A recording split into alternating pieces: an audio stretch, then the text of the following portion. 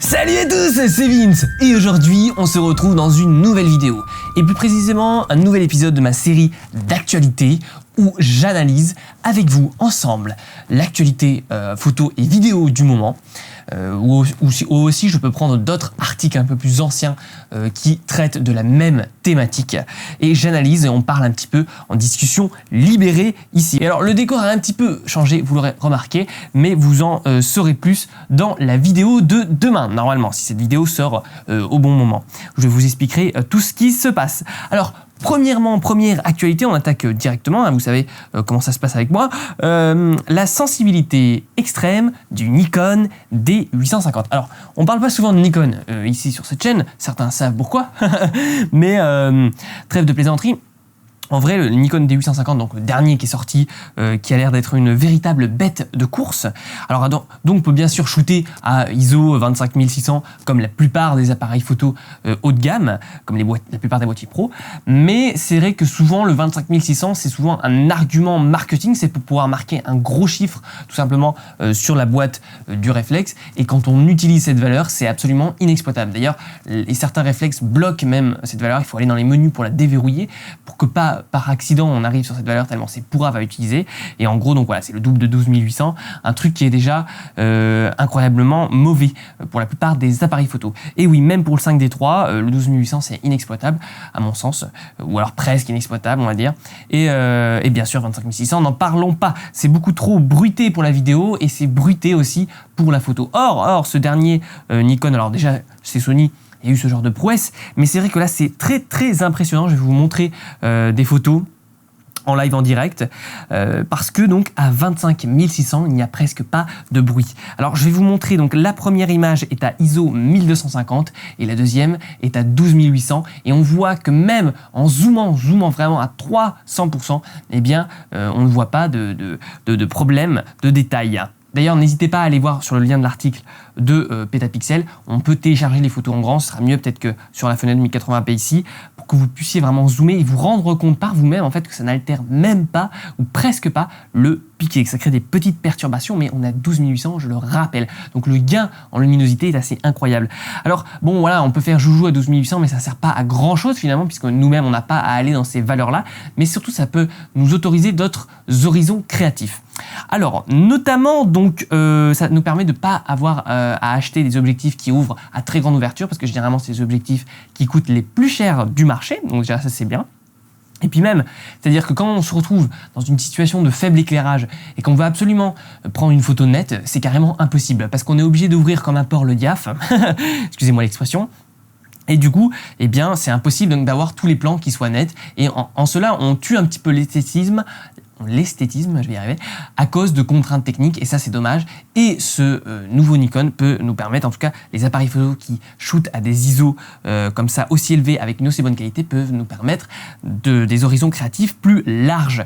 Et puis aussi ça nous permet, quand on est en vidéo, de pas avoir à éclairer en source d'appoint. Alors qu'est-ce que ça veut dire? En gros, soit on prépare son setup d'éclairage minutieusement pour donner un effet indépendamment de l'exposition, soit on est par exemple en intérieur et on est obligé d'apporter une LED pour que juste la qualité de l'image, que ce soit bien exposé, sans monter trop haut dans les ISO. Et ça, c'est juste de l'éclairage de débouchage qui est pas intéressant artistiquement, mais qui est là juste pour pallier à une limitation technique. Or, si cette augmentation en ISO marche aussi bien en vidéo, eh bien, ça peut être très intéressant.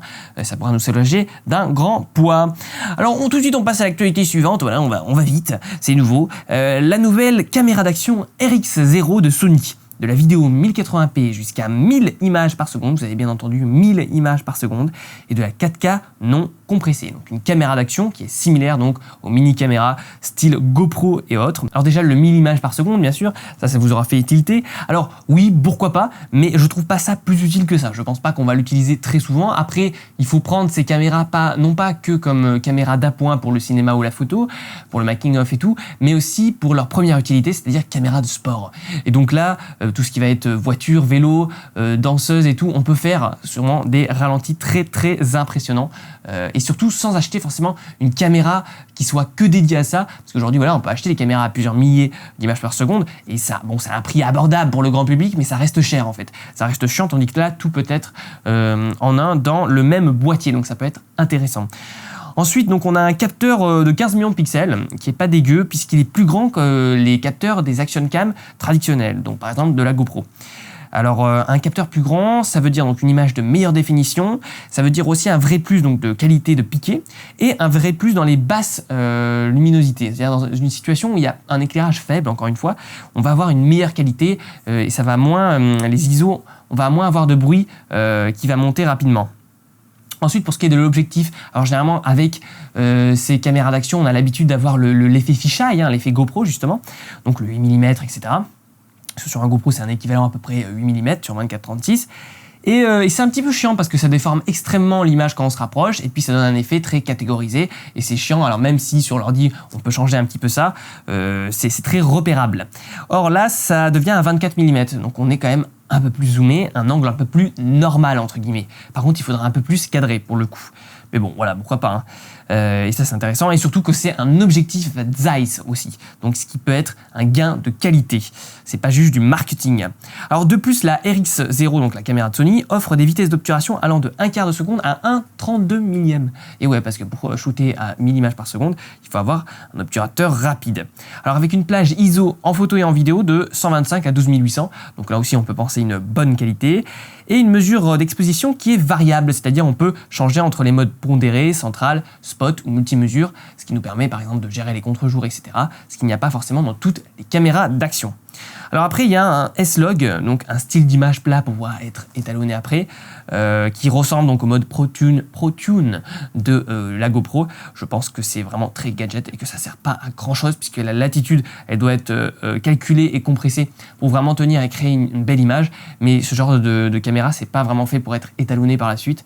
Donc je vois mal qu'est-ce que ce profil pourrait rajouter, surtout que c'est du faux log, c'est vraiment juste on décontraste. Mais bon, pourquoi pas, c'est un argument marketing de plus. Alors c'est marrant parce que, juste une petite aparté, il y a une vidéo donc, dans l'article que je vous mettrai en lien où eh bien, c'est une démonstration finalement de la caméra et moi je m'étais toujours demandé avant comment ils arrivaient à faire ces rendus aussi propres en termes de lumière, en termes de texture parfaite. Et bien c'est pas juste des objets qui sont usinés parfaitement, c'est tout simplement des rendus 3D qui sont aujourd'hui photoréalistes. Voilà, c'était le petit moment infographie. Et alors donc ça sortira en octobre 2017, donc le mois prochain pour la modique somme tout de même de $699. Ça fait réfléchir. Alors, dernier article pour aujourd'hui, RAW compressé ou pas. Donc c'est un article qui nous est répertorié par leblogphoto.net, vous commencez à connaître. Alors, parce qu'en effet, donc il y a plusieurs, quand vous réglez dans vos menus, vous pouvez régler la compression du JPEG. Donc, vous voyez, c'est le petit L et après il y a une sorte de courbe qui va être plus ou moins parfaite ou pixelisée. Donc, on peut régler le niveau de compression du JPEG et aussi du RAW sur certains boîtiers. Parce qu'en effet, en réalité, tous les fichiers numériques peuvent être compressés, peu importe s'il s'agit d'un fichier JPEG ou RAW. Le problème réside dans le fait que ces fichiers peuvent contenir des doublons d'informations, et même les RAW. Voilà. C'est la raison pour laquelle il est avantageux d'avoir la possibilité de compresser des images RAW dans votre boîtier, car il existe un potentiel réel de réduction de la taille de ces fichiers. Et alors, réduire la taille des fichiers sur le boîtier, ça va déjà permettre d'acheter des cartes mémoire qui sont moins grosses, moins onéreuses. Bien que ça, c'est un argument qui ne tienne plus trop, puisque les prix ont largement baissé. Mais c'est cool quand même parce que votre workflow va en être allégé. Au niveau des performances machines, vous aurez besoin d'un ordinateur moins puissant. Vous allez avoir plus de rapidité de transfert des données entre la carte et l'ordinateur. Ça va se copier plus rapidement, vous allez gagner du temps et donc vous allez pouvoir faire plus de photos et mieux vous organiser dans vos journées. Aussi, la réponse d'exécution de Lightroom va être plus rapide. C'est-à-dire quand vous allez bouger des curseurs, ça va aller plus vite puisque les RAW seront donc par définition plus légers. Donc tout ça, ça peut être intéressant de compresser ces RAW. Après, en fait, il faut voir l'équation, qu'est-ce qu'on perd, qu'est-ce qu'on gagne. C'est comme tout, de toute façon. Et puis aussi, il y a une optimisation de la rafale. Voilà, j'avais oublié de préciser puisque ça soulage en fait la mémoire vive dans le buffer. Alors, il y a trois options de RAW compressé suivant les appareils photo. Alors, on retrouve donc du RAW compressé où on perd des données. On va en perdre durant la compression pour gagner le maximum de place.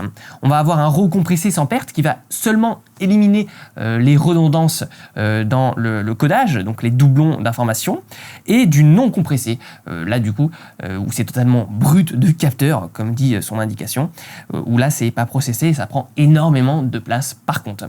Alors l'article nous fait une analyse, mais avant, il nous explique aussi ce qu'est le nombre de bits, un rappel. Le nombre de bits, c'est la capacité finalement de reproduction des nuances et des couleurs informatiquement. Alors c'est un peu compliqué, mais je traduis plus simplement tout ça. Et donc en gros, c'est la capacité de votre appareil à reproduire les couleurs du réel. Et il va soit les coder sur 12 bits, sur 14 bits ou sur 16 bits. Voilà, les caméras de cinéma, ça marche en 16 bits. Les boîtiers haut de gamme, ça marche en 14 bits. Les boîtiers milieu de gamme, bas de gamme, c'est du 12 bits. Et puis quand on filme, par exemple, c'est tellement compressé en H264 qu'on est sur du 8 bits. Voilà comme exemple. Donc c'est la capacité de représenter aussi les nuances de lumière. Et donc, je vais vous montrer donc en live, en direct, un tableau qui va vous permettre de comparer finalement les différences de poids entre un fichier 12 bits, s'il est compressé sans perte ou non compressé, et s'il fait 14 bits. Alors on voit qu'on peut optimiser de façon notable le fichier RAW et donc ça devient intéressant. Et donc toute la subtilité va être de choisir le codage couleur qu'on désire et le niveau de compression pour que ça soit en adéquation avec notre projet. Par exemple, si vous avez toujours bien exposé une photo et que votre travail de post-traitement est assez minime, c'est que vous n'allez pas trop pousser les curseurs dans une direction ou l'autre, eh bien ça serait probablement une bonne option de choisir des RAW compressés en 12 bits. Voilà, c'est ce que nous propose l'article et je suis d'accord avec sa proposition. Cependant, si vous voulez maximiser vos options de récupération des hautes lumières et des ombres lors de la prise de vue de paysage ou d'astrophotographie, qui sont des photos qui demandent un niveau de précision importante, eh bien vous vous sentirez plus sûr avec une compression sans perte de 14 bits. Voilà, car cela vous permettrait de profiter pleinement de votre capteur tout en ayant des fichiers pratiquement 50% plus petits que du non compressé.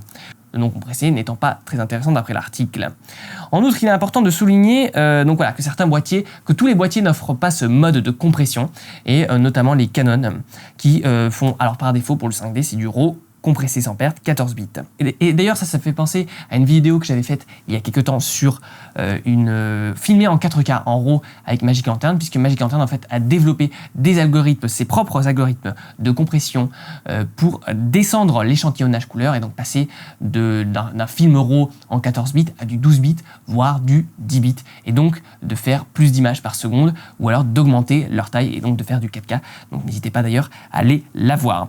Voilà, cette vidéo touche à sa fin, j'espère qu'elle vous aura intéressé, elle vous aura plu encore une fois. N'hésitez pas à poster en commentaire vos suggestions et ce que vous pensez de la vidéo tout simplement.